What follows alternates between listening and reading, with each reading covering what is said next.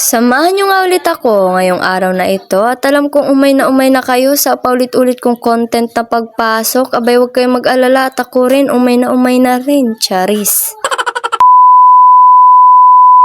Dito nga mga be, nagpahatid na nga ulit ako sa kapatid ko. Maaga nga pala ako ngayon, gawa nga ng may dadaanan pa ako. At dito nga mga be, hindi na nga ganun kabilis yung pagpapatakbo niya. Hindi katulad nung nakaraan na akala mo siyam ang buhay niya. Pagpasensyahan nyo na nga rin pala yung background ko kung napakaingay. Naghihintay kasi sila ng ayuda. Kaya nga pala maaga ako ngayon mga be at gawa nga ng may dadaanan kami ng kaklase ko. Bibili kasi kami mga be ng pangregalo dun sa exchange gift na gagawin namin sa Friday. At wala naman na kaming gagawin mga be sa first subject namin, kaya ayun na nga lang yung gagamitin namin na time para makabili ng pangregalo. At gawa nga ng kapag hapon nga kami bumili mga be, umuulan nga. May hinihiram nga pala akong damit sa boyfriend ko at para nga dun sa drama na gagawin namin mamaya. Pero ang sabi niya nga sa akin, idaan muna daw kami dito sa Pandisalan at gawa nga ng inutusan daw siya ng kanyang mama. Pagkatapos niya ang bumili mga beto nga tinatid niya na ako sa highway at finorhead kiss niya pa ako at buti na lang hindi niya nakita yung kuto ko sa bunbunan.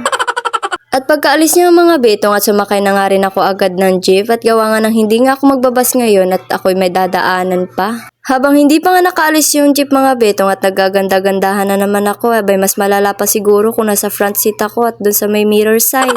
Pagkatapos ko nga maganda-gandahan mga betong at nakaalis na nga yung jeep. Habang nagbibideo nga ako mga betong at nakatulog na nga ako, abay pagkapangit ko pala, akala ko kaganda kong tao pagtulog. By lesson learned, hindi na ako matutulog kahit kailan kapag nasa jeep ako. By pagkapangit ko ba naman? At pagkarating ko nga dito mga betong at naglakad na nga ako papuntang RCS. At doon ko na nga rin pala iintayin yung kasama ko. 2,000 years later. After 2 years ko nga siyang hinintay mga betong at dumating na siya at ayan nagmo-model pa. Abay tinalo pa naman ako. Pagkatapos niya mag-model sa daan mga betong at bumili na kami agad ng kailangan naming bilhin. At ito na nga lang din pala yung pangreregalo ko at sabi nga nila kahit ano naman daw basta 50 pataas. Bumili na nga rin pala ako ng tubig dito at 8 pesos nga lang yan at kapag sa tindahan nga ako bumili 15 nga. Pagkatapos nga namin magbayad dito at bumaba na nga kami. Maglalakad nga lang din pala kami ngayon kahit napakainit at gawa nga ng batak naman kami sa lakaran kahit lalakarin na nga naming dalawa yan. At baka kapag sumakay pa nga kasi kami mga be, baka singilin lang kami ng mahal hindi na nga minahal yung isa kong kasama dyan, Charis. At kahit napakainit nga at naglalakad lang kami mga be, hindi naman boring at gawa nga ng pinag-uusapan nga namin yung ayuda kung kailan dadating. At pagkarating nga namin sa school mga betong at umakyat na nga kami agad at gawa nga ng pawis na pawis nga kaming dalawa at miss na miss na nga rin namin yung aircon. At pagkarating nga namin sa loob itong at napakasarap nga sa feeling at napakalamig sa katawan. Ito nga pala yung props na gagamitin namin mamaya. At dito nga mga be, nagpe-prepare nga kami para dun sa subject namin sa literature at hindi ko nga alam mga be kung anong ang tawag dito. At dito nga sa part na to mga be, nagpa-practice nga kami kung paano namin i-aakyan mamaya. At ang karakter ko nga dito mga be, isa nga akong Sky Maiden pero parang hindi nga ako Sky Maiden at parang akong White Lady. Pagkatapos nga naming mag-practice mga betong at tawa ng tawa yung mga kaklase ko at gawa nga ng iba na nga yung sinasabi dun sa mismong performance. Pagkatapos nga naming maglokohan dun itong at bumaba na kami para kumain pero hindi nga ako kakain ngayon at gawa nga ng hindi naman ako nagbaon. At pagkatapos nga naming magtsikahan mga betong at umakyat na nga kami at gagawa pa nga kami ng props para dun sa drama na gagawin namin mamaya. Pagkatapos nga naming gumawa ng props namin mga betong at yung ibang grupo nga ready na nga sila. At dito nga mga be, nagawaran nga yung kaklase ko ng Best Supporting Actor. Yung nakahiga ka lang naman sa buong sinyo pero hindi mo nga na-expect na ikaw pa yung magiging Best Supporting Actor.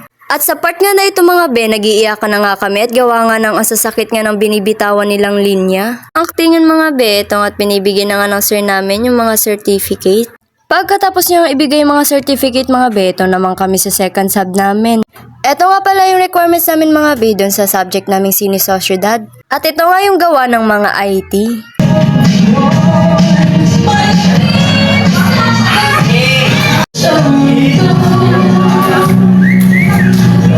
Pagkatapos nga namin panoorin yung sa IT mga betong at sumunod naman yung sa Eduk at ito nga yung film namin.